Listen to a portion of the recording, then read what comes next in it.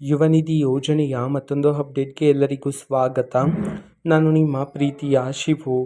ಇವತ್ತಿನ ಒಂದು ವಿಡಿಯೋದಲ್ಲಿ ಯುವ ನಿಧಿ ಯೋಜನೆಯ ಫೆಬ್ರವರಿ ತಿಂಗಳಿನ ಹಣಕ್ಕೆ ಸಂಬಂಧಪಟ್ಟಂತೆ ಇದೀಗ ಒಂದು ಇಂಪಾರ್ಟೆಂಟ್ ಇನ್ಫಾರ್ಮೇಷನ್ ಆದರೆ ಬಂದಿದೆ. ಬನ್ನಿ ಅದರ ಬಗ್ಗೆ ನಾವು ಈ ವಿಡಿಯೋದಲ್ಲಿ ಮಾಹಿತಿಯನ್ನು ತಿಳ್ಕೊತಾ ಹೋಗೋಣ.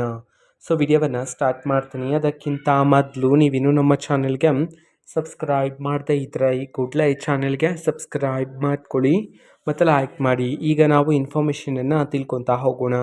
ನೋಡಿ, ಇವತ್ತು ಅಂತಂದರೆ ದಿನಾಂಕ 15/5/2026 ಇವತ್ತು ಯುವ ನಿಧಿ ಯೋಜನೆಯ ಫೆಬ್ರವರಿ ತಿಂಗಳಿನ ಹಣವನ್ನು ಬಿಡುಗಡೆ ಮಾಡೋದಕ್ಕೆ ಸಂಬಂಧಪಟ್ಟಂತೆ ಈಗ ಮಾಹಿತಿಯನ್ನಾದರೆ ತಿಳಿಸಿರ್ತಕ್ಕಂಥದ್ದು. ಎಷ್ಟು ಸಾವಿರ ಜನ ವಿದ್ಯಾರ್ಥಿಗಳಾದರೆ ಇವತ್ತು ಯುವ ನಿಧಿ ಯೋಜನೆಯ ಫೆಬ್ರವರಿ ತಿಂಗಳಿನ ಹಣವನ್ನು ಇವತ್ತು ರಿಸೀವ್ ಮಾಡಿಕೊಳ್ಳಲಾಗಿದೆ. ಈ ಒಂದು ಮಾಹಿತಿಯನ್ನಾದರೆ ತಿಳಿಸಿರ್ತಕ್ಕಂಥದ್ದು.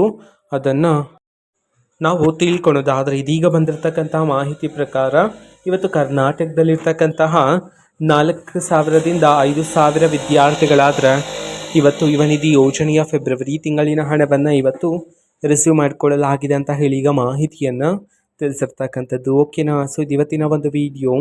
ಇದೇ ರೀತಿ ಇನ್ನು ಹಲವಾರು ಯೋಜನೆಗಳಿಗೆ ಸಂಬಂಧಪಟ್ಟಂತೆ ಮಾಹಿತಿ ಬಂದ ನಂತರ ಆದಷ್ಟು ಬೇಗ ನಾನು ನಿಮಗೆ ಇನ್ಫಾರ್ಮೇಷನನ್ನು ತಿಳಿಸ್ತೀನಿ.